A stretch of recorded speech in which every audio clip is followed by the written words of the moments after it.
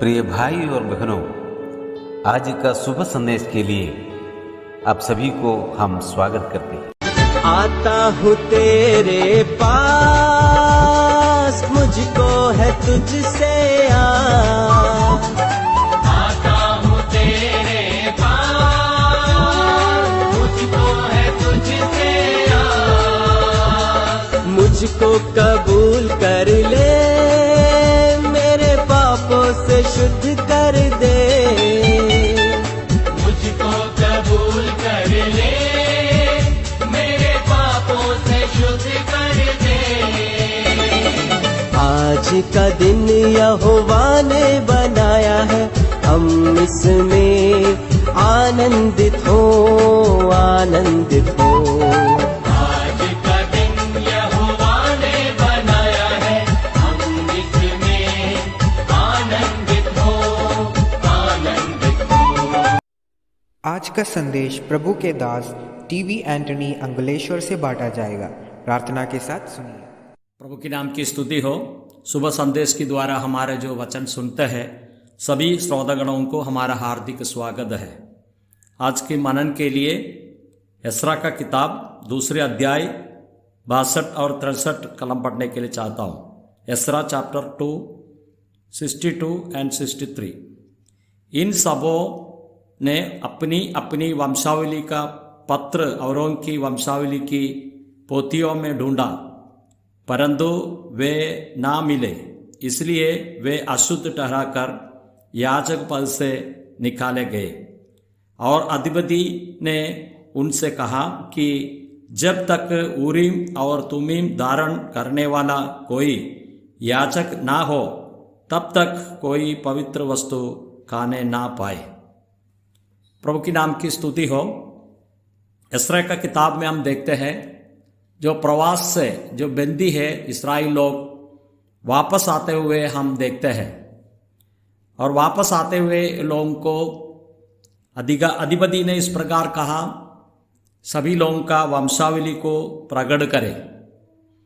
बहुत लोगों ने अपने वंशावली को प्रकट किया, लेकिन हम देखते हैं कुछ जगह से आए हुए लोग अपने वंशावली को प्रकट करने में हार गए हैं, पराजित हो गया।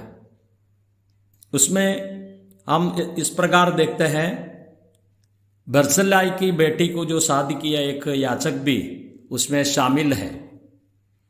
शायद आप इस प्रकार विचार कर सकते हैं, बर्जिल्लाई वो समय पर दाऊद का एक अच्छे दोस्त, अच्छे परिवार की व्यक्ति है, बहुत धनवान है,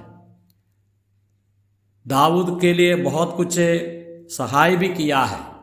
शमूएल की किताब में इस बातें हम पढ़ सकते हैं, दे सकते हैं। लेकिन इस याजक अपने परिवार में, याजक परिवार में ब्याह नहीं की। एक पत्नी का परिवार की महत्व को देखकर उसने इस प्रकार ब्याह करने के बाद अंतिम समय आ गया, यहाँ हम तो इस प्रकार अपने संतानों को उस वंशावली को प्रकट करने में पराजित हो गया है, क्योंकि उसने ज़्यादा तो और अपने पत्नी का घर को महत्व दिया। परमेश्वर का वचन में जो लिखा है, एक याजक का परिवार से ब्याह करना चाहिए।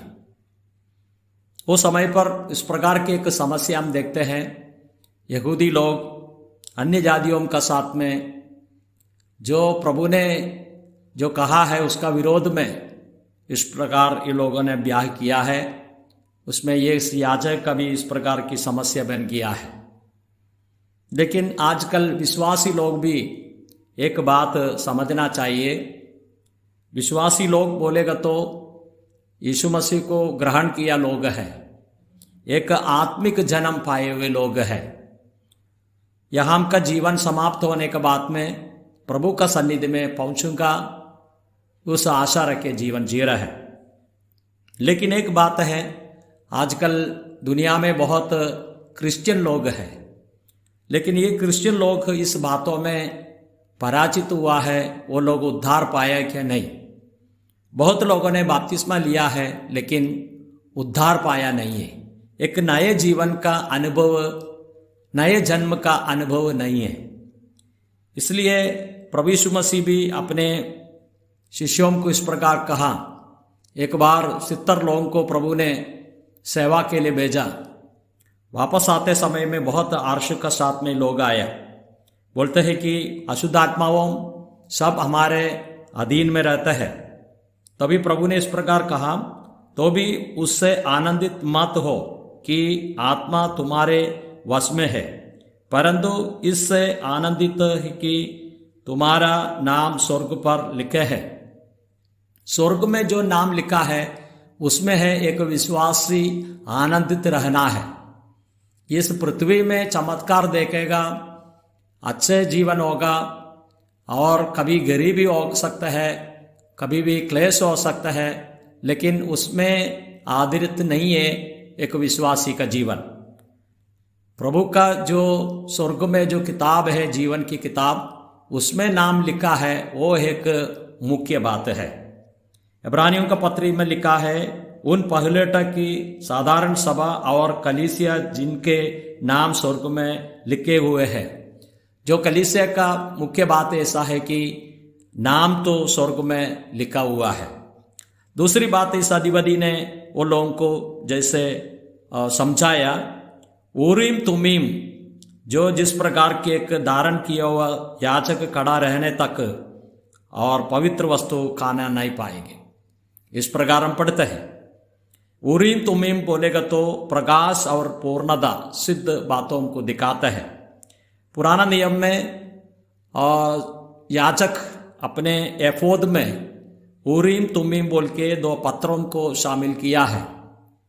इसमें देखकर परमेश्वर का इच्छा को जान लेते हैं। शाऊल का समय में भी हम इस प्रकार देखते हैं और पढ़ते भी हैं। तब दाऊद ने जान लिया कि शाऊल मेरी हानि की युक्ति कर रहा है, इसलिए उसने अब्यातार याजक से कहा, एफोद को निकट ले आओ। और दाऊद का जीवन में हमेशा एफोद उरीम तुमीम में देकर अपने जीवन को आगे बढ़ाया। लेकिन शाऊल का बारे में हम पढ़ते हैं, जब शाऊल ने यहोवा से पूछा, तब यहोवा ने ना तो स्वप्न के द्वारा उसे उत्तर दिया और उरीम के द्वारा। शाऊल को अंतिम समय में हम देखते हैं उसको उरीम के द्वारा कोई बातें प्रकट नहीं किया। इसके लिए बात हम समझ सकते हैं, ये तो परमेश्वर की इच्छा जानने वाली वस्तुओं का बारे में इधर तो समझाता है। याजक उसमें प्रश्न पूछते हैं तो इसमें कुछ प्रकाश होता है, उसका द्वारा वो लोग समझते हैं ये प्रभु का इच्छा क्या है। हम यूहन्ना रचित सुसमाचार 16 अध्याय की 13वीं आयत में पढ़ते हैं, परंतु जब वह अर्थात सत्य का आत्मा आएगा तो तुम्हें सब सत्य मार्ग में बताएंगे। तो हम देखते हैं कि आज तो विश्वासी का अंदर प्रभु का पवित्र आत्मा परमेश्वर की इच्छा को प्रकट करता है, हमको उस आत्मिक जीवन में आगे ले जाता है। प्रभु हमको सहायता करे। विश्वासी का जीवन में ये बात दोनों से हर्ष होना चाहिए। पहली बात है, हमारा नाम जीवन की किताब में प्रभु ने जो हर एक दिन उमरता है उसमें हमको लिखा हुआ है। इस काम प्रभु का हाथ में दिया हुआ है, दूसरा कोई पास्टर या किसी का हाथ में दिया नहीं है। अपने मनमानी से उस प्रकार की लिख नहीं सकते हैं। दूसरी बात है, प्रभु का आत्मा हमारा अंदर रहकर इस आत्मिक जीवन जीने के लिए शक्ति देता है। प्रभु हमको सहायता करे। उस प्रकार के अनुभव नहीं तो यीशु मसीह को ग्रहण करके और जीवन की किताब में नाम लिखवाए, इस प्रकार आगे बढ़े। प्रभु हमको सहायता करे। जय मसीह की।